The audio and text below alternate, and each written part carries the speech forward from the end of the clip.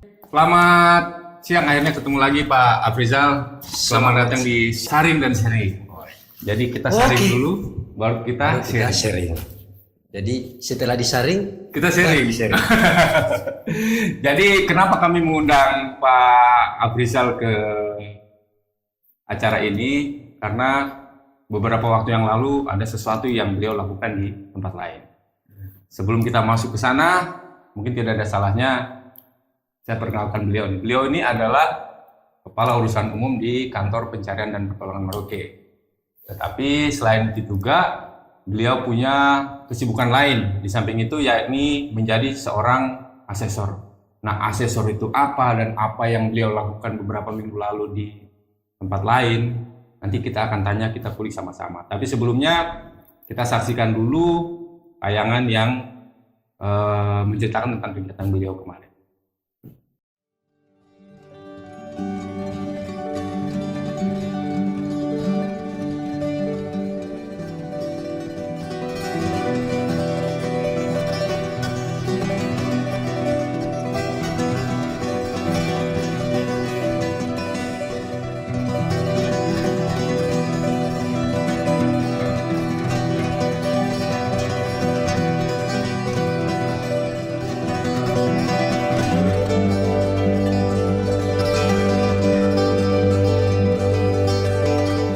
Itu tadi tayangan yang berisi aktivitas beliau selama melakukan kegiatan selain tugas pokoknya sebagai Kepala Urusan Umum di Merauke. Jadi ternyata beliau ini melanglang buana dari kota lain ke kota lain sehingga akhirnya sampai ke Merauke dengan jabatan ini. Tapi kita tidak akan bahas tentang jabatan beliau sebagai Kepala Urusan Umum. Kita akan tanya-tanya ke beliau tentang apa sih asesor itu dan apa yang dilakukan kemarin. Sebelumnya apa sih asesor itu? asesor itu kalau mau dibilang lebih ke penilai. Penilai, apa yang dinilai? Penilai. Jadi di asesor Basarnas sendiri itu lebih menilai ke kompetensi pekerjaan yang kaitannya dengan pencarian dan pertolongan. Kompetensi yang berkaitan dengan kegiatan pencarian dan pertolongan. Berarti dalam hal ini seseorang yang melakukan pencarian dan pertolongan itu harus punya ilmunya. Ya. Jadi itu mungkin kurang lebih ya. Ya, kalau lebih sederhananya punya kemampuan teknis yang dikuasai dan dia mampu untuk mengimplementasikan secara profesional di lapangan. Profesional, nah ini kuncinya. Sekarang Pak Afrizal jelaskan apa yang dilakukan kemarin tuh, yang tadi digambarkan. Oke, baik. Kebetulan kemarin dari LSP sendiri atau Lembaga Sertifikasi Profesi yang ada di Basarnas. Artinya LSP ini kan merupakan perpanjangan tangan dari BNSP, Badan Nasional Sertifikasi Profesi. Jadi lembaga ini mendelegasikan kewenangan penuhnya ke LSP Basarnas. Jadi kita di Basarnas itu sudah punya LSP. LSP ya. Nah, sesuai dengan SKKBSN nomor 128/Romawi 8 tahun 2018. Oke. Jadi itu tentang standar khusus untuk kompetensi, khususnya di bidang pencarian dan Pertolongan. Berarti sudah ada aturannya ya, yang menjelaskan tentang LSP itu sendiri ya. Dia diatur di dalam itu tadi SKK khusus. Jadi standar kerja kompetensi khusus. SKK khusus standar kerja kompetensi. Kalau di kita seperti rekan-rekan kita di di perawat itu kan dia mengikuti SKK khusus milik Kementerian Kesehatan. Nah, terus teman-teman di Humas sendiri mengikuti dari Kominfo. Betul. Nah, di kita sendiri khusus di bidang pencarian dan pertolongan itu mengikuti daripada SKK khusus pencarian dan pertolongan yang sekarang ada LSP atau Lembaga Sertifikasi Profesi yang ada di lembaga kita Basarnas. Berarti ini lebih menyasar ke tenaga pencarian dan pertolongannya itu ya, Pak Afrizal ya? Iya, benar sekali. Jadi ini untuk informasi untuk teman-teman juga, tenaga pencarian dan pertolongan itu biasa disebut rescuer ya. Rescuer. Jadi kompetensi-kompetensi itu ditujukan khususnya bagi rescuer tadi. Ya. Tenaga pencarian dan pertolongan tadi. apa yang harus dimiliki sehingga rescuer itu atau tenaga pencarian pertolongan itu dianggap kompeten? Nah, yang harus dimiliki tentunya salah satu persyaratannya adalah ada beberapa hal.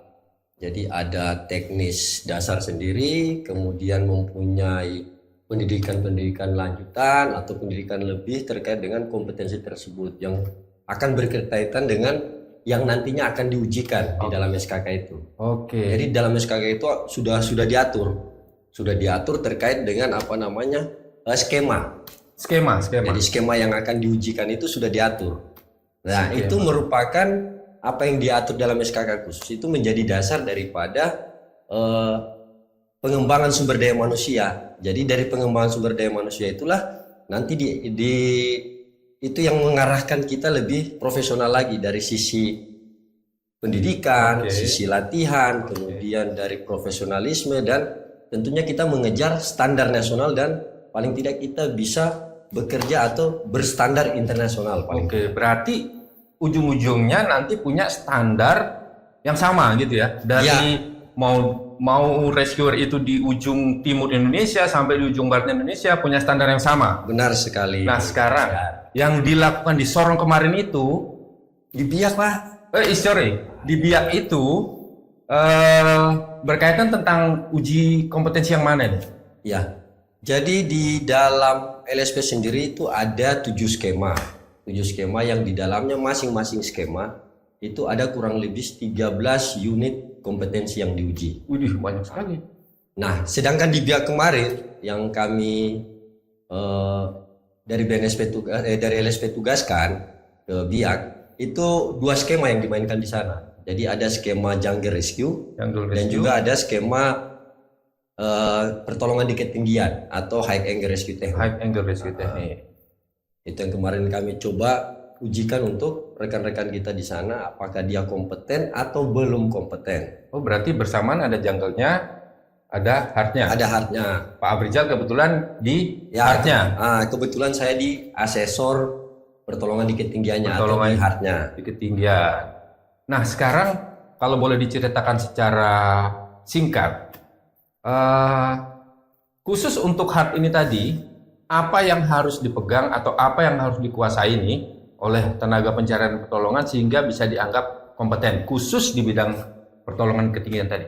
Nah, ini sebelum saya masuk menjelaskan lebih detail terkait dengan apa yang kami assessment atau apa yang kami nilai dari skema tersebut, saya perlu menjelaskan ini Kang Dar, ini banyak nih salah, banyak salah kaprah nih. Jadi teman-teman berpikir, oh dengan kita mengejar sertifikasi LSP di skema itu, kita besok enak-enak aja itu ngikut uji kompetensi yang dilaksanakan untuk naik jenjang. Nah, padahal ternyata salah. Jadi itu hanya sebuah prioritas pada saat hukum. Kenapa? Karena ada terjadi perbedaan. Nah, di mana LSP lebih mengarah ke standarnya dan lebih mengarah ke profesional dan kompeten seseorang. Karena LSP tadi lembaga standar sertifikasi profesi yang kedepannya kita akan mengarah ke sana nih, rekan-rekan rescuer kita nih. Nah, itu yang menjadi salah persepsi. Jadi teman-teman memaksakan kita harus ngikut tanpa melihat kemampuan atau dia lebih dominan di mana. Nah, yang terjadi seperti itu. Nah, disitulah kita harus meluruskan kembali. Nah, terkait dengan hard kemarin memang yang saya jelaskan tadi ada kurang lebih 13 elemen unit kompetensi yang diuji dalam hard itu. Di antaranya mulai dari penyusunan dan latihan rutin sumber daya, peningkatan kompetensi sumber daya manusianya, baik itu latihan rutin, kemudian diklat yang diikuti. Kemudian ada juga pelaksanaan siaga, kemudian pembelian peralatan, pengecekan. Nah, ini di dalam pengujiannya tentunya karena kami tidak sekantor, dengan si assessment tadi, si ACC tadi, akhirnya terpaksa kita harus menggunakan standar portofolio, bukti. Jadi foto, kemudian jurnal, sprint. Nah, itu semua dilampirkan dalam bentuk portofolio untuk mempermudah kami asesor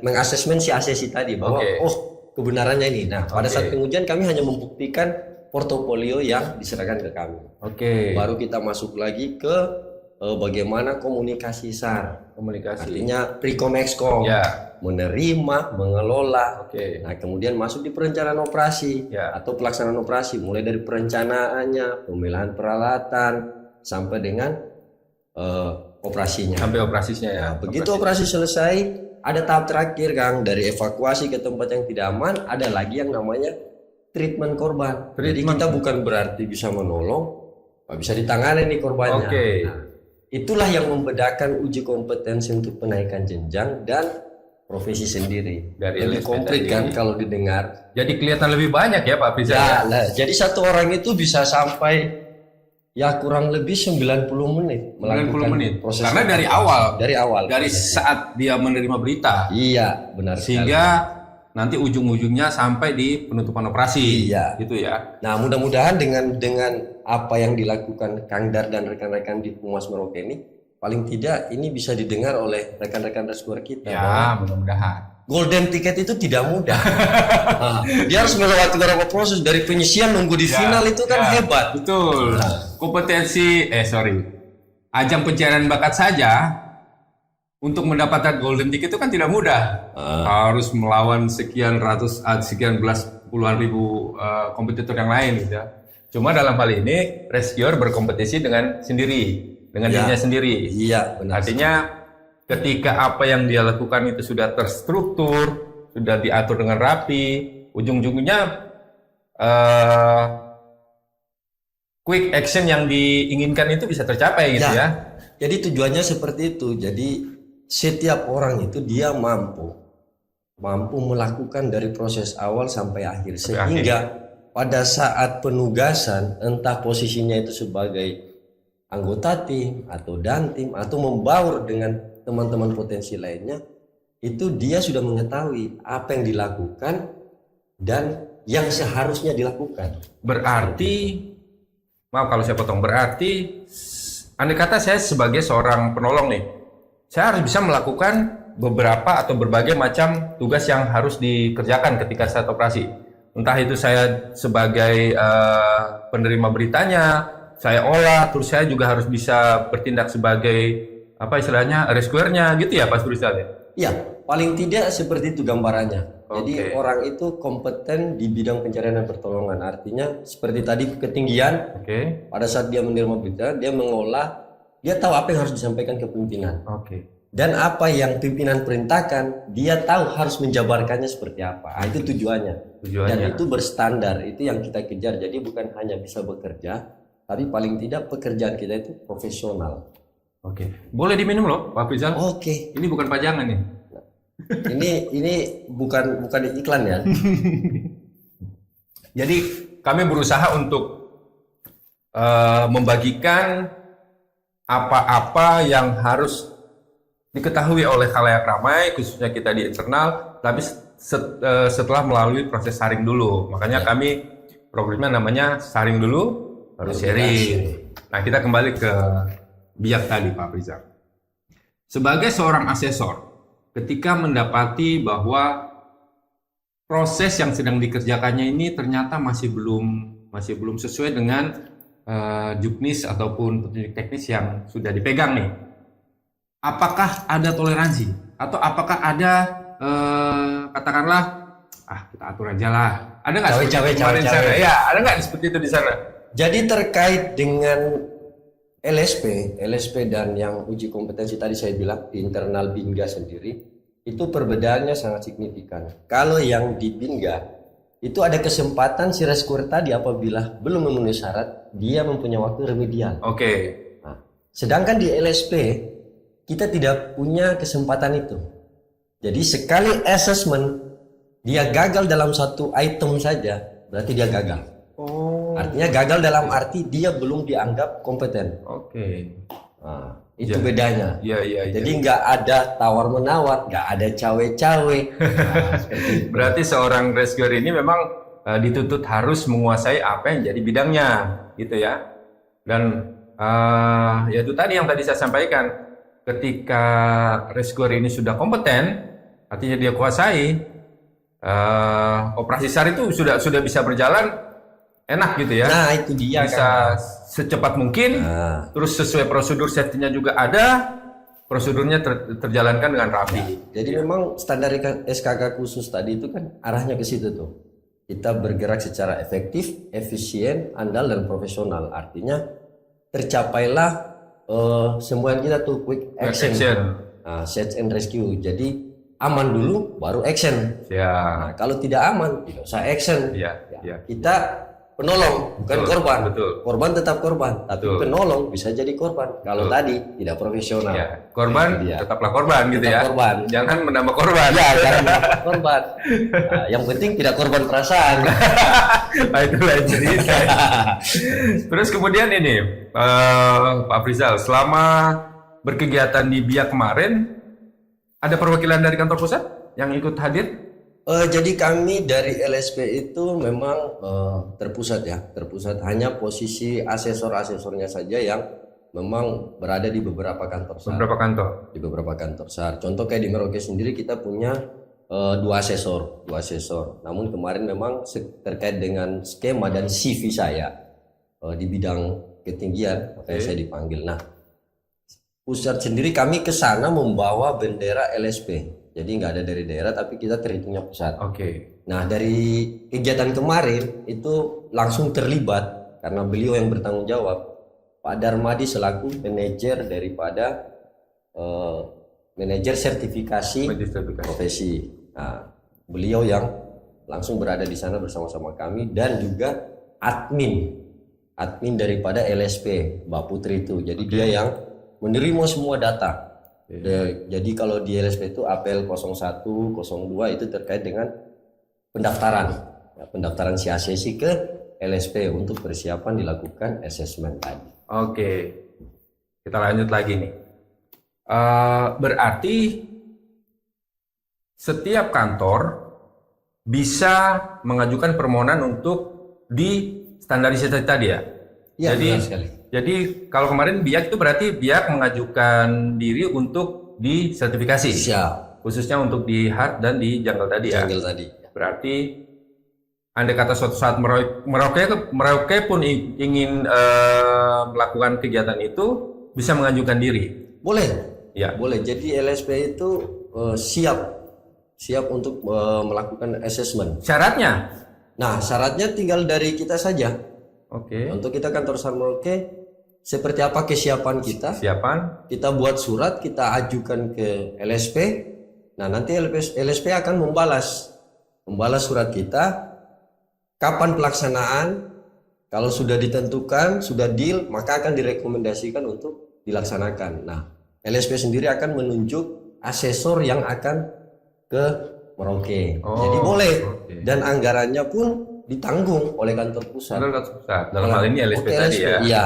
Oke. Jadi kita kantor hanya bagaimana manage TUK, tempat uji kompetensi, alat, tempat sarana prasarana, peserta dan logistik peserta.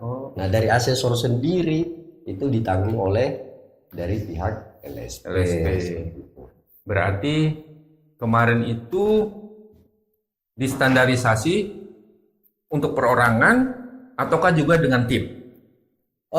Di skema uji kompetensi itu sendiri ada bergu, ada perorangan. Tapi memang di bergu itu kita memang fokus ke orang per orang. Ya. Lebih spesifik lagi menilai kemampuannya itu ya kita buat per individu itu sendiri. Dari mulai mengolah sistem, kemudian seperti apa dia harus melakukan evakuasi dan paling tidak sistem yang dia gunakan itu berjalan. Berarti Pak Afrizal kemarin ketika tim yang ini sedang diuji, selain melihat permainan atau pergerakan satu regu tadi, juga menilai perorangan langsung orangnya per orang juga dinilai ya. Iya, gitu benar ya. sekali. Nah, andai kata salah satu dari anggota regunya ternyata katakanlah melakukan kesalahan, apakah itu semua dianggap hangus? Enggak. Tidak. Jadi kami di asesor itu punya namanya data dukung terkait observasi langsung.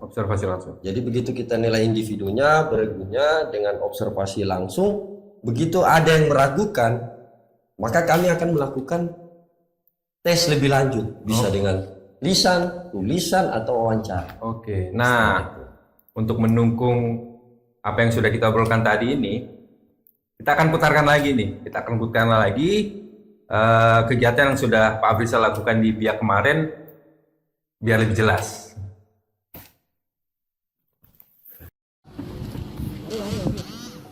Lepas lagi dulu, lepas lagi. Kasih ke kepancingan yang ini. Ini trek sini, dari trek sini. Lepas.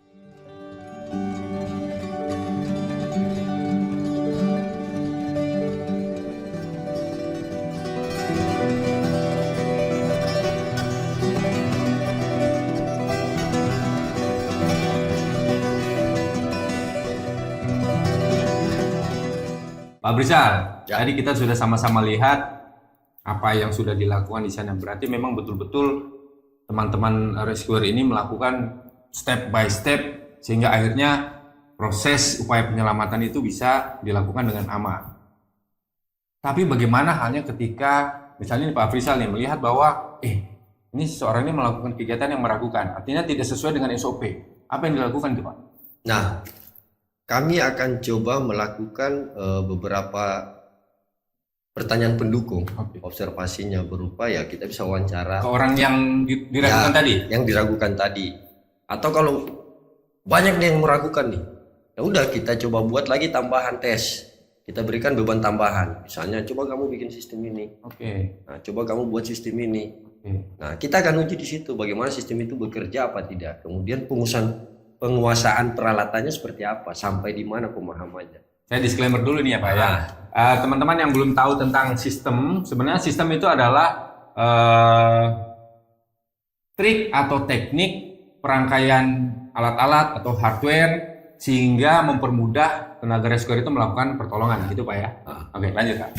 Jadi setelah kita lakukan itu, di situ akan kita dapat seperti apa sih kemampuan seseorang ini menguasai peralatan tersebut, bagaimana dia menguasai apa yang dia lakukan, berhasil atau tidaknya. Dari situlah kami akan memasukkannya sebagai data dukung untuk yang nantinya membantu kami di proses akhir pengambilan keputusan. Nah, proses akhirnya ini maksudnya gimana nih? Apakah ada ujian akhirnya kah? Atau ada sidang akhirnya kah? Atau gimana tuh Pak Afrizal? Nah, jadi assessment itu sudah dilakukan dari awal. Nah, dilakukan dari awal itu semua telah kami catatkan, semua telah kami bubuhkan dengan bukti-bukti yang relevan, baik observasi langsung, pertanyaan wawancara, tertulis, lisan, ataupun apa yang kami butuhkan. Nah, bukti-buktinya akan dikumpulkan, si asesi tadi akan kami panggil. Oke. Nah, jadi dia bersifat penilaiannya terbuka rahasia. Oke. Nah, setelah kita nilai, kita panggil, kita perlihatkan apa yang telah dilaksanakan oleh bersangkutan. Betul. Nah, dengan kami sandingkan dengan bukti-bukti yang relevan. Yang Pak Afrizal punya. Yang beliau sudah lakukan. Kemudian disitulah kami akan bertanya kepada yang bersangkutan. Nah, ini loh penilaian kami, apakah sudah puas atau tidak. Nah, kalau sudah puas silakan tanda tangani. Kalau tidak puas, nah ada di proses akhir setelah pengumuman itu. Karena di awal kami sudah menjelaskan terkait dengan tadi apel 01, 02, perangkat assessment sampai dengan banding. Nah, tujuan banding adalah apabila proses akhir tadi pengambilan keputusan ternyata dengan bukti relevan yang bersangkutan dianggap belum kompeten, tapi yang bersangkutan merasa saya kompeten nih, nah, saya mau banding, silahkan. Dia akan mengambil form banding dan mengajukan kepada LSP untuk melakukan banding. Jadi kita akan melakukan ya tadi pembuktian dengan entah bukti-bukti yang sudah ada ataukah bukti tambahan dengan kita lakukan pengujian ulang. Seperti itu. Berarti cukup panjang prosesnya ya, sehingga teman-teman itu bisa dianggap berkompeten dalam melaksanakan kegiatan pencarian dan pertolongan. Dan di situ juga yang terkait Kang Dar tanyakan tadi, apakah bisa merauke? Minta. Kalau saya sarankan lebih bagus.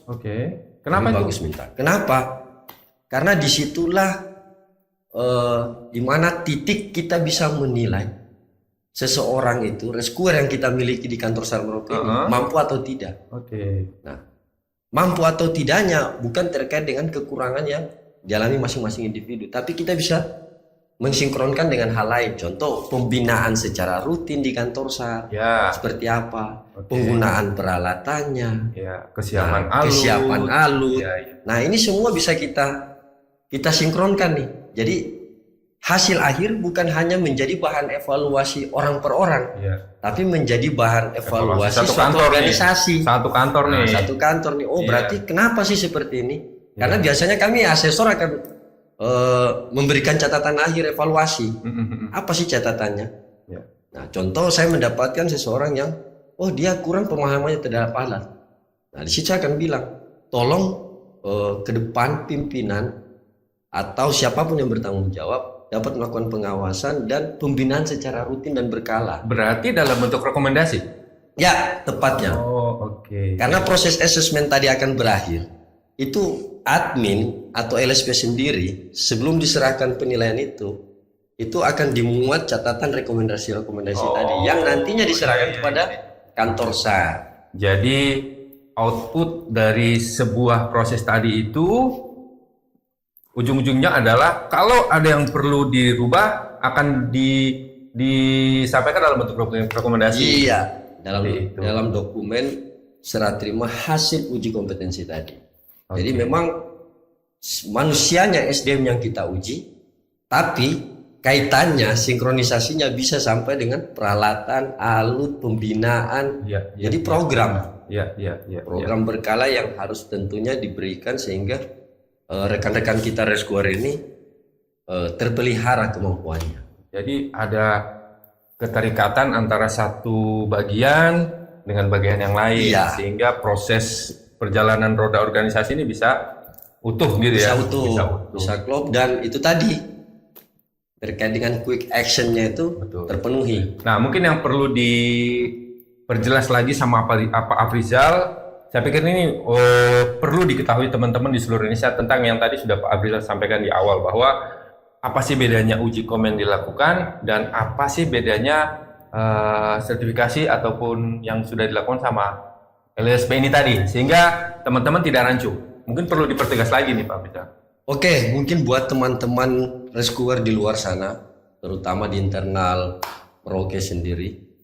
Jadi uji kompetensi yang dilakukan saat ini untuk kenaikan jenjang oleh Direktorat Bina Tenaga itu lebih ke mengukur pola latihan rutin, pola kemampuan teman-teman yang diuji hanya beberapa item secara global yang diambil sampelnya dalam beberapa jenis kegiatan saja.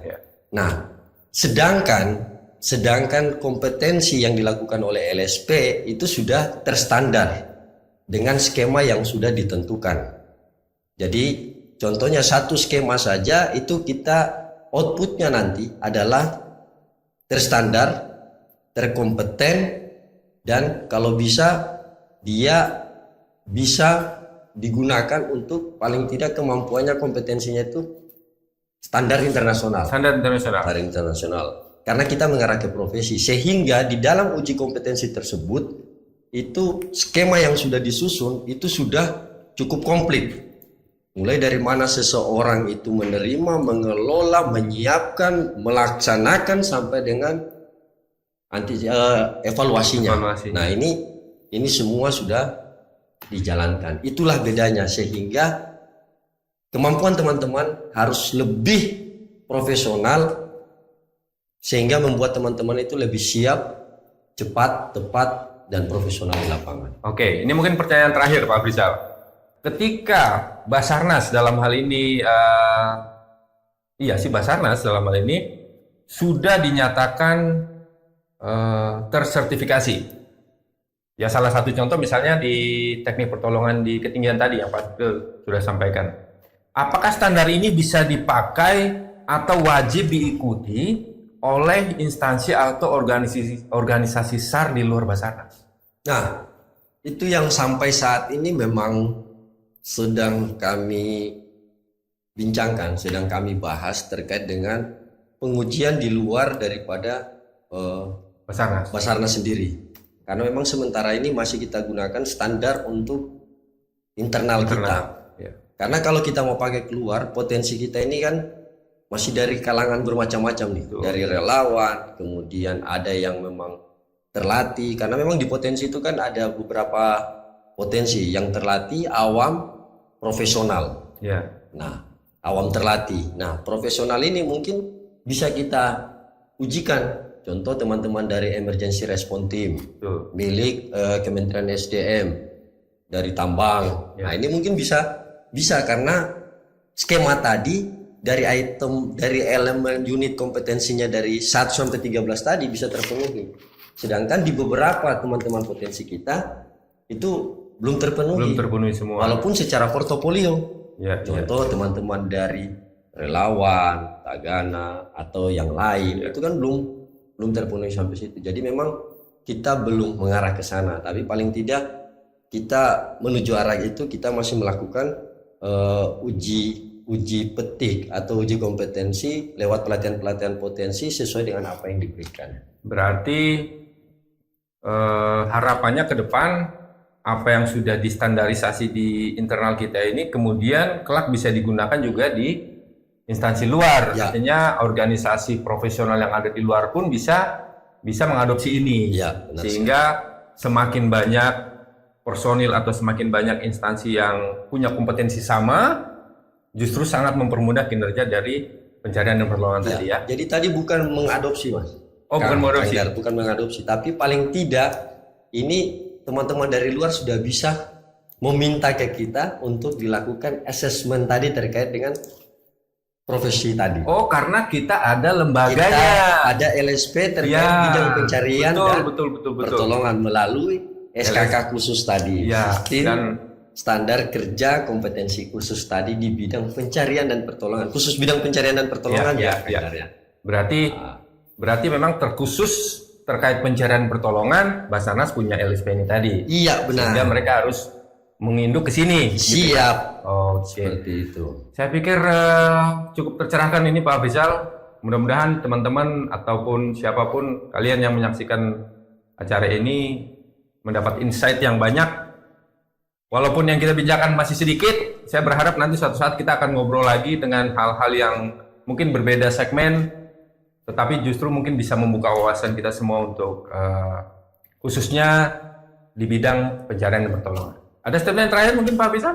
Closing statement buat rekan-rekan rescuer di seluruh Indonesia, itu yang selalu saya gaungkan kemana saya pergi bertemu dengan teman-teman rescuer, hanya 3 kata: 3 kata. berlatih, bertindak, berhasil.